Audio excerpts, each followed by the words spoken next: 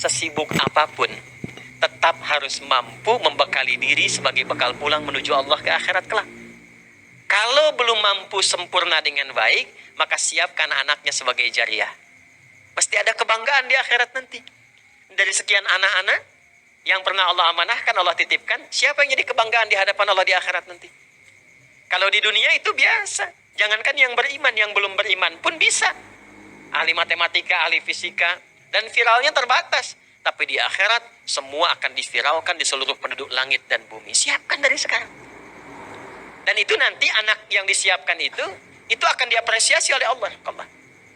Ya, diapresiasi, dikumpulkan kembali dengan orang tuanya di surga, dengan izin Allah, dan anaknya jadi pemimpinnya. Pengumpulannya ada di Quran surah 52 At-Tur ayat 21. Walladzina amanu wattaba'athum dzurriyyatuhum biimanin alhaqna bihim dzurriyyatahum wama alatnahum min 'amalihim min syai' kullu imri'in bima kasaba rahin.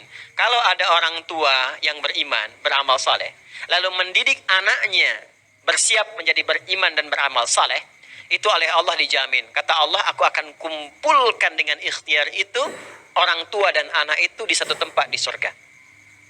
Nah, wa ma alatnahum min amalihim min syai', setiap usaha orang tua untuk menyiapkan itu, aku catat kata Allah. Ya, enggak akan disia-siakan. Termasuk kalau orang tua sudah meninggal, anak ingin berikhtiar, dicatat. Ya, mungkin orang tua berkata, Ustadz, saya belum dititipi seorang anak. Tapi Anda kan anak bagi orang tuanya. Maka berikhtiar sebagai anak untuk pertemuan itu. Tapi kata Allah, lihat ujung ayatnya. Kullu mri'in bima kasaba rahin. Tapi itu pilihan bagi yang ingin. Pilihan bagi yang ingin. Nanti kalau Anda siapkan dengan baik, apa yang terjadi? Oleh Allah diviralkan sebelum masuk surganya. Apalagi jadi ahli Quran. Anak misalnya disiapkan nih, ya bapaknya boleh sibuk hafal Quran seayat, 2 ayat, 1 halaman, 2 halaman. Tapi harus ada di antara sekian anak itu jadikan ahli Quran. Supaya jadi kebanggaan. Nanti di akhiratnya pindah surah ke surah 13 Ar-Ra'd ayat 23 sampai 24. Dia akan masuk surganya lewat surga Aden. Lewat surga Aden. Nanti akan dikonvoikan tuh, diparadekan. Ya, ke puncak surga tertinggi. Jannatu adnin yadkhulunaha. Ada orang-orang yang akan masuk lewat surga Aden. Ya, sebelum masuk, ini yang paling indah. Wa man salaha min abaihim, dia akan menggandeng tangan bapak ibunya. Wa azwajihim, dan pasangannya. Wa dzurriyyatihim, dan dia akan mengajak anak keluarganya jadi pemimpinnya masuk surga. Dan tidak cukup dengan itu, wal malaikatu yadkhuluna alaihim min kulli bab, akan disambut oleh setiap malaikat di setiap pintu surga. Salamun alaikum bima sabartum fa ni'ma uqbad dar. Kata para malaikat, selamat ya Pak, Bu, karena sabar saat di dunia. Disabar ya, sabar. Ngaji Quran yang sabar. Ya, ikhtiar yang sabar. Sebentar, kalau sudah meninggalkan selesai gitu. Capek itu ya, semua orang capek. Orang yang berbuat jahat saja capek. Orang yang beramal salah capek. Kenapa yang beramal soleh mengeluh? Hah? Orang baca Quran saja capek. Kenapa baca Quran mengeluh? Ya sabar aja dulu, sabar sebentar. Sabar sebentar aja. Capek itu biasa. La tarakabunna tabakan tabak. Memang etapa kehidupan itu dibuat untuk capek supaya ada amal solehnya. Tapi nanti nikmati keindahannya. Fa ni'ma uqbad dar. Kata para malaikat, silahkan nikmati surga terindah ini yang belum pernah dijamah oleh siapapun. Dan anak Anda atau kita sebagai anak itu nanti oleh Allah diberikan pakaian yang sangat indah. Itu ada di Quran surah 35 ayat 33 dengan kalimat pembuka yang sama. Jannatu adnin yadkhulunaha yuhallawna fiha min asawir. Orang-orang ini akan dihiasi dengan pakaian sutra, kemudian diberikan gelang-gelang emas. Kalau di At-Tirmidzi nomor hadis 2915 itu dipakaikan mahkota kehormatan. Fayulbasu ilaihi tajul karamah. Lalu dipanggil kedua orang tuanya, diberikan mahkota juga, Masya Allah. Ya, lalu diberikan jubah kehormatan dan dia masuk surga. Ya, Masya Allah. Ya. Nah, jadi siapkan dari sekarang. Ya, siapkan dari sekarang. Minimal ya ada sesuatu yang bisa kita persembahkan dan saat kembali kepada Allah Subhanahu wa ta'ala.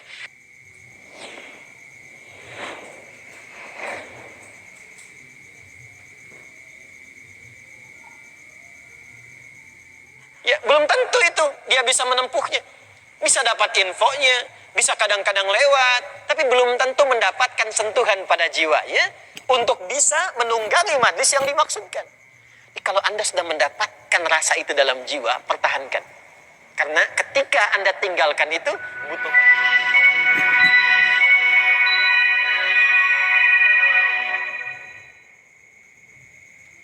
Karena itu jangan sampai terjadi seperti Firaun. Di masanya juga ada Qarun, di masanya ada Haman, dan semuanya nestapa. Yang tadi itu memberikan kesan kepada kita di Asy-Syu'ara dari ayat 52 dan seterusnya, bagaimana Allah mendesain kehidupan, memberikan kenikmatan, memberikan peluang hidayah, tapi tidak dimanfaatkan oleh Firaun. Padahal nabinya dikirimkan dua, Musa dan Harun, dan perintahnya dengan kelembutan. Kalau Anda baca di surat Thaha ayat 43 sampai 44 itu, kan itu pemberiannya dengan kelembutan. Idhaba ila fir'auna innahu tagha faqula lahu qawlan layyina la'allahu yatadhakkaru aw yakhsha. Musa dan Harun, pergilah kepada Firaun untuk mengingatkan dan katakan dengan kelembutan.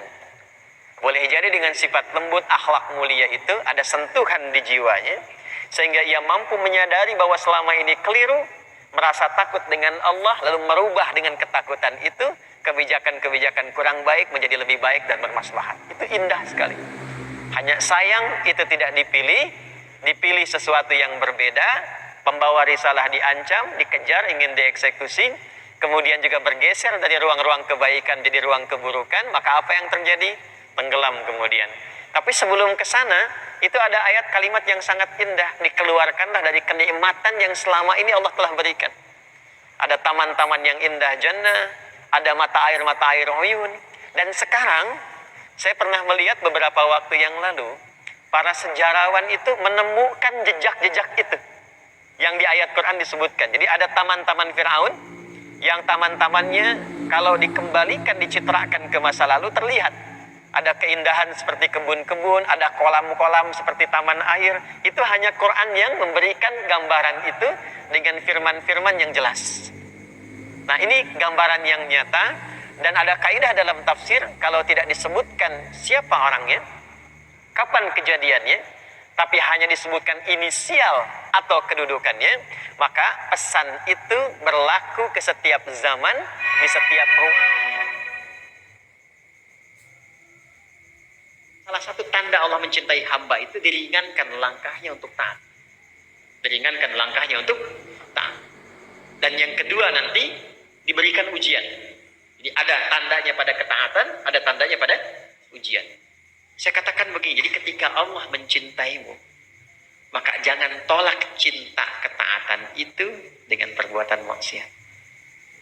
Ya. Ketika Allah mencintai kita, maka jangan tolak cinta itu dengan memilih berbuat maksiat. Maka alhamdulillah, tiba-tiba DKM mengumumkan handphonenya telah ditemukan kembali, disimpan persis di lokasi yang pernah diambilnya itu. Alhamdulillah. Alhamdulillah. Jadi ketika Allah sudah meringankan datang ke masjid, ingat-ingat tuh dosa. Ya, sujud, tobatin tuh. Alhamdulillah pulang dari sini dibersihkan misalnya, bersih dosanya. Nyaman lagi, tenang lagi, nanti ada kelapangan di hati. Ciri dosa diampuni itu hati lebih lapang. Enak gitu. Tenang.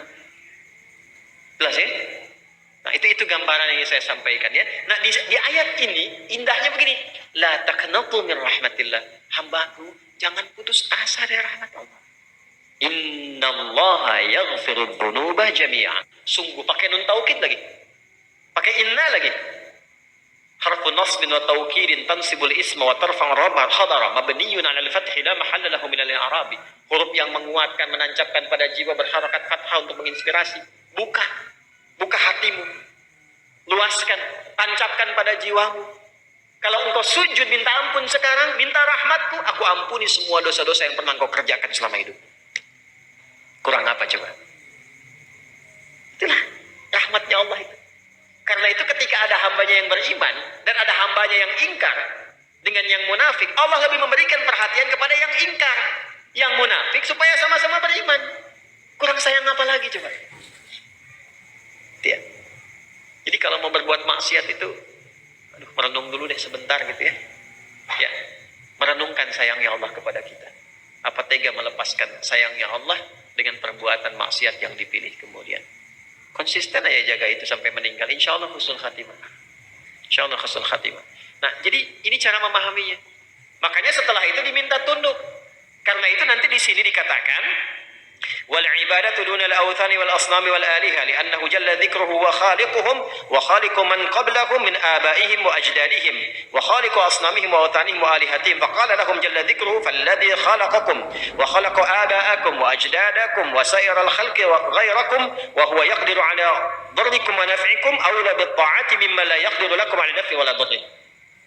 Allah mengatakan begini, ayo cepat balik beriman supaya kalian baik lagi, dapat rahmatku, dapat sayangku, dapat kemudahan sampai di akhirat nanti. Maka cepat taubat, sujud, sembah aku. Aku yang ciptakan kamu, aku yang ciptakan orang sebelum kamu, aku yang berkuasa memberikan manfaat kepadamu, aku yang menepis keburukan darimu. Kenapa dengan semua itu belum menyadarkan dirimu untuk kembali kepadaku dan menuhankan benda yang kau sadari tidak memberikan respon apapun pada seruan dirimu? Itu akal kita disentuh itu. Ya. Aku kan yang menciptakan engkau, menciptakan orang sebelum engkau. Nanti kita bahas tafsiran khalaqa itu seperti apa. Sampai saking kalau kita nanya, dijelaskan oleh Allah diciptakannya bagaimana. Dijelaskan. Sampai dirinci ayat-ayat penciptaan itu. Sampai sebelum kita ada, bagaimana tercipta, di kandungan seperti apa, dilahirkan bagaimana, ibu yang mengandung rasanya bagaimana, setelah lahir seperti apa, diberikan ASI berapa lama, dirawat-rawat, disayang-sayang, ada persoalan apa diselesaikan, itu semua rinci. Bahkan turun surahnya, surah 76 itu surah Al-Insan. Tentang manusia. Hal ata 'alal insani hinum minad dahri lam yakun syai'an madhkura. Apa kamu belum sadar juga? Dulu ketika kamu belum ada itu, kamu ada di mana? Dalam kondisi apa? Satu-satunya kitab suci di muka bumi yang menjelaskan tentang penciptaan manusia dari sebelum ada sampai berulang dengan sangat detil hanya Al-Quran. Dan yang bisa menjelaskan dengan detil itu pasti penciptanya. Kalau bukan pencipta nggak mungkin bisa menjelaskan dengan detil. Mustahil. Yang membuat spidol mampu menjelaskan spidol ini dengan rinci. Bahannya apa, kadar tintanya berapa, fungsinya bagaimana, bisa dihapus cepat atau tidak, yang bikin. Al-Quran rinci menjelaskan tentang penciptaan manusia, menunjukkan bahwa Quran firman Allah. Dan nyata Allah pencipta kita. Sekarang yang menciptakan kita, menyayangi kita, mengasihi kita, jangan sampai kamu celaka. Aku yang ciptakan engkau, aku yang menyayangi engkau, aku menerima taubatmu, aku memberikan kasih kepadamu. Cepat kembali. Kembali. Sekarang alhamdulillah kita mengatakan beriman. Tapi kategori yang mana? Apakah iman yang pertama? Ataukah mengaku di lisan beriman tapi masih ada perbuatan maksiat? Atau ada sifat nifak yang menjangkit di dalam hati kita? Maka dengan ayat ini, satu ayat ini aja, pulang tobat. Pulang tobat. Saya nggak mau Anda ngaji hafal ayatnya, cuma tahu halaman, tahu ini. Itu bukan istimewa. Banyak yang bisa begitu. Orientalis banyak kok. Hafal Quran, hafal hadis, ini banyak. Yang saya inginkan apa manfaat ayat ini terhadap perubahan pada diri kita. Karena ahli Quran itu kalau benar ngajinya merubah dirinya lebih baik.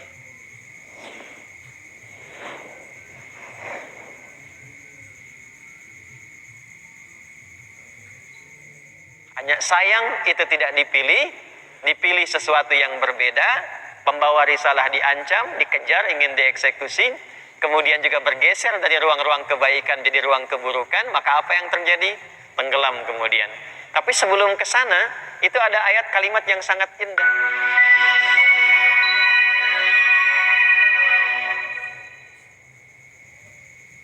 Karena itu jangan sampai terjadi seperti Firaun, di masanya juga ada Qarun, di masanya ada Haman.